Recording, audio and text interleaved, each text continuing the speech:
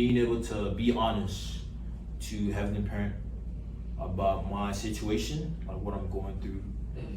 And yeah, I feel like on GPA, like honesty is something that I really struggle with, especially, I don't know, I feel like I have this concept of, because I've received so much from someone, then it's like, whenever they do something that maybe offends or doesn't sit right with me, it's hard for me to be honest with them because I feel like, oh, I'm ungrateful in a sense, right? So I feel like it was hard for me to be honest with God because I feel like God has done so much in my life.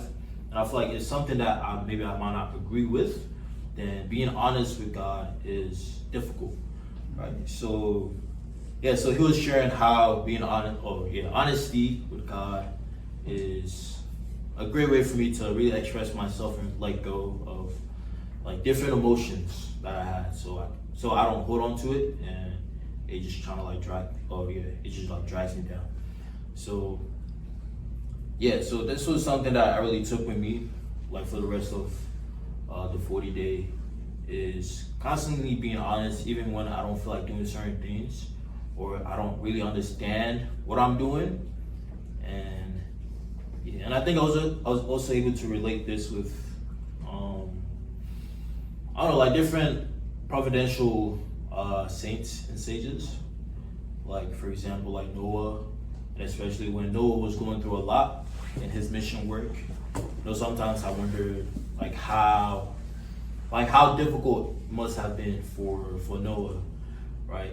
Like facing a lot of persecution from his family, but also like society, and like what type of emotions that Noah felt during that time. And even if he was able to be honest with God, you know, telling God that, you know, the difficulties he's going through. And also the same thing with true parents too. I remember one of the lectures that we received at the 40-day expressed like how true mother, how true mother felt in her course, right? The amount of challenges that she went through, and even in that time, like you would think because you know they're true parents, the Messiah, you know they can go through a lot, right? But it's like just seeing the amount of suffering and pain that your mother felt, like really brought you can see like it brought the human side of like your mother, where you can see her as not just, you know, at this high standard of, you know, the Messiah, but as a human being too. So yeah. So my experience of the 40-day is not as amazing as Sachi's, but I would say it was a growing process, honestly. And yeah, I think one thing that really resonated with me was the deep prayer that we had. Every Sunday we had something called deep prayer, which is basically it's kind of like a prayer visual, but just a lot more interactive, you might say. So yeah, so we read Hyundai, and then most of the time we just, you know, pray or do like a condition, whether it's 420 bows or 420 chants. But yeah, so our last deep prayer that we had was the condition was chanting Holy Mother Han Hanatija. I don't know what that means, but yeah, we're just chanting that for 420 times. Right? And I feel like this was the first time I was able to really like express but also feel God's heart in a way.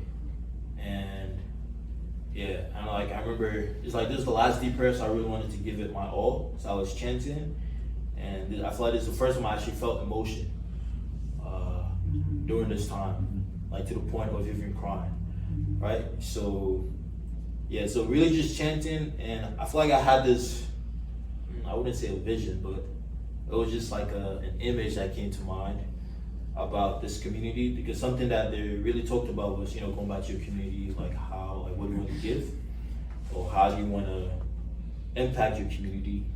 And even my time on GPA, like this community was something that I've been thinking about, right? Like when I come back, how can I be a good older brother, a good younger brother, things like that. So yeah, so as we were chanting, I was just thinking about this community and how it is now and how it used to be before. I remember before we had like youth nights every Saturday once a month, and now not so much, but especially people or going through different changes in their life, things like that. So yeah, so as we're chanting, I was just thinking about this community and how maybe someday I want to, try and change this community or make it a more of a striving community where people around the world can come and feel God's love or feel God's heart through this community, right? So, yeah. But yeah, I'll say another takeaway was how I can substantially attend Heavenly Parent and True Parents.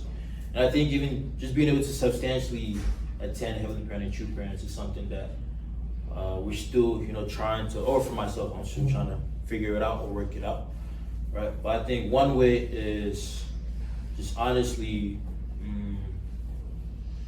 like whatever I do, just being able to put Heavenly Parent first, right? Being able to put your parents first, and yeah, whether it's through chores in the house or just helping out, whatever needs help, and yeah, but I feel like having God at the forefront of my mind is something very important, and I feel like it's a way that I can really substantially attend Heavenly Parent and also attend True Parents during this time. So, yeah, moving forward,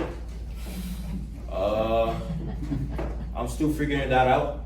Yeah, I don't really have a declared plan or a goal, but yeah, I just hope to continuously to still invest in my relationship with Heavenly Parent and True Parents, and yeah, just try to figure out how to go. Yeah, thank you very much.